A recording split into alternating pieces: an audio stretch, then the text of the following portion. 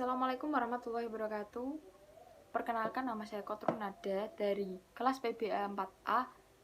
Di sini NIM saya adalah 19030260022. Saya juga akan ditemani dengan rekan saya yaitu Afif Alan Nur Hidayat dengan nomor NIM 19030260023. Di sini kami akan menyampaikan tentang teknik non-tes yang berupa sosiometri atau teknik pengumpulan data.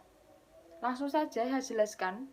Yang pertama adalah sosiometri. Sosiometri adalah salah satu teknik pengumpulan data mahasiswa yang diharapkan dapat memperoleh pemahaman tentang sosiometri dan mampu menerapkan.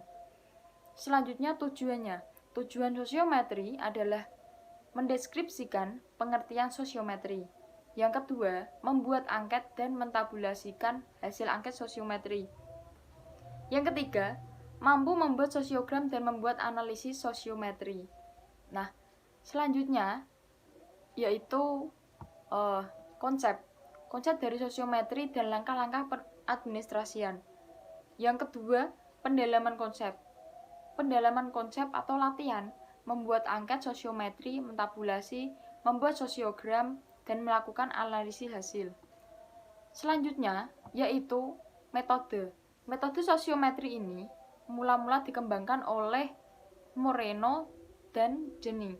Sosiometri adalah metode pengumpulan data tentang pola atau struktur sosial individu ataupun kelompok dengan cara menelaah relasi sosial, baik relasi sosial antara kelompok atau individu dan status sosial.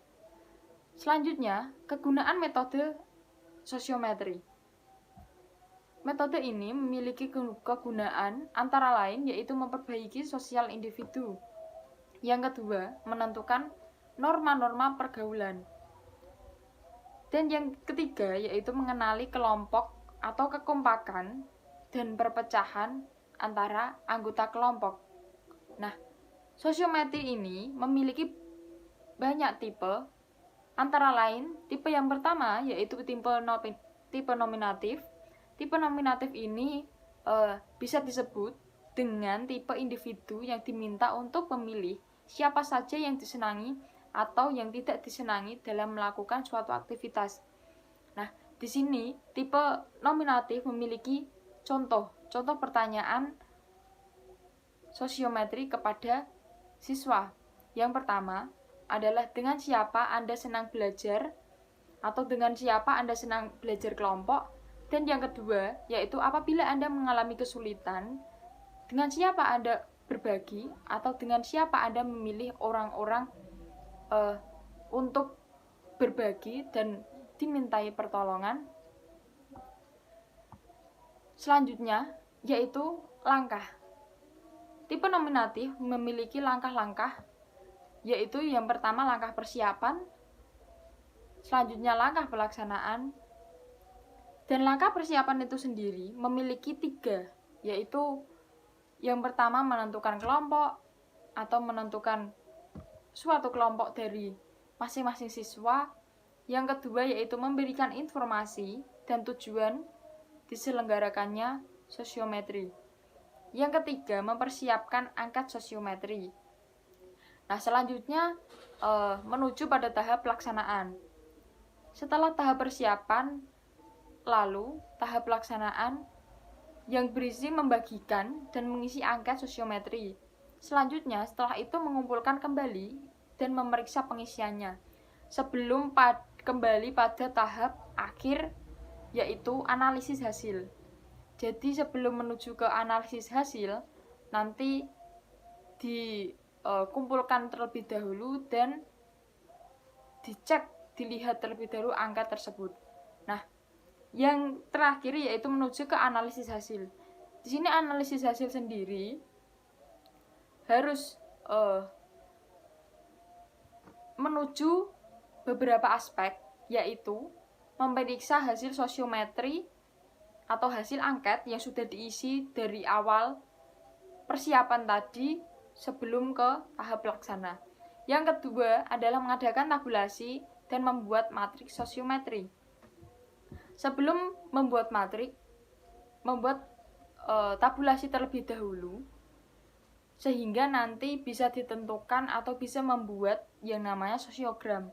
Nah, yang ketiga itu membuat sosiogram.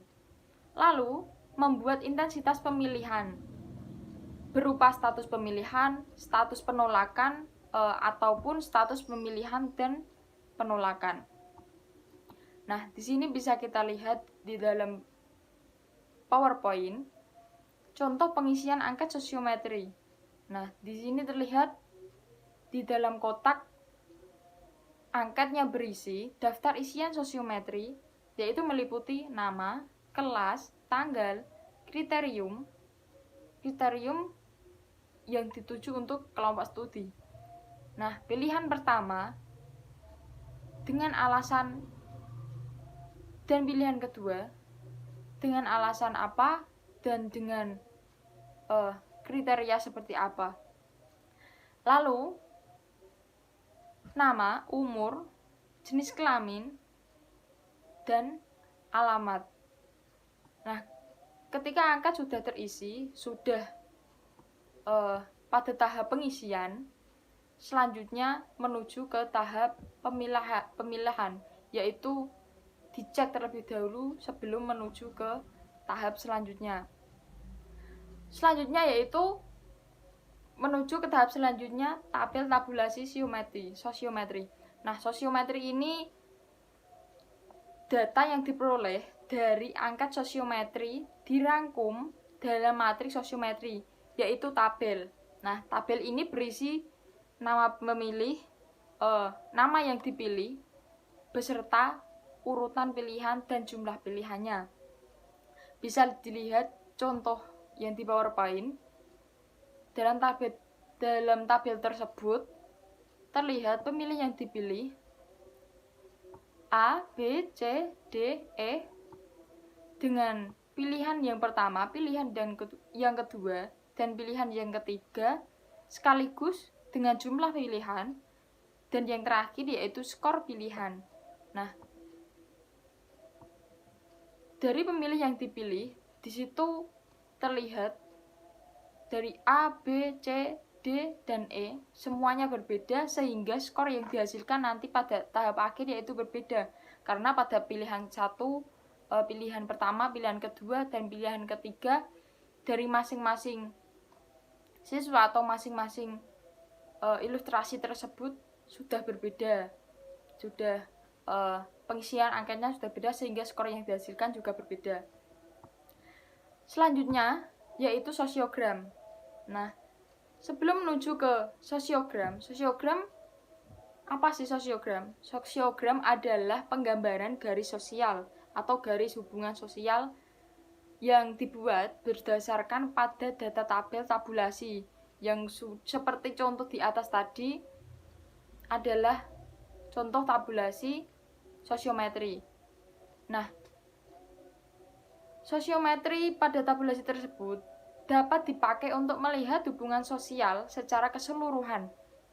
Dari sosiogram dapat diketahui dengan jelas tentang status, pemilihan, penolakan, pemilihan, dan penolakan. Bisa juga mengetahui besarnya jumlah pemilih untuk setiap subjek. Jadi bisa mengetahui dan bisa tahu pemilih dari masing-masing subjek. Dan juga bisa lihat arah pilihan dari dan terhadap individu tertentu. Bisa tahu pilihan dari masing-masing individu. Selanjutnya kualitas arah dan intensitas pilihan. Dan juga ada tidaknya pusat pilihan dan isolasi. Nah, di sini selanjutnya yaitu cara membuat sosiogram. Bagaimana sih cara membuat sosiogram? Di sini bisa kita lihat cara-caranya. Yang pertama, membuat sumbu ordinat yang dibuat dengan skala yang mencakup frekuensi pemilihan terbanyak. Setelah itu, letakkan setiap individu setinggi frekuensi pemilih yang diperoleh. Misalnya, A pemilihannya 5, angka maka A diletakkan pada garis yang setinggi frekuensi 5. Jadi disesuaikan dengan frekuensi tersebut. Selanjutnya, buatlah garis yang ditandai dengan panah. Nah, di sini bisa kita lihat contohnya yaitu A berarti A memilih B yang pertama. Nah, yang kedua yaitu A dan B saling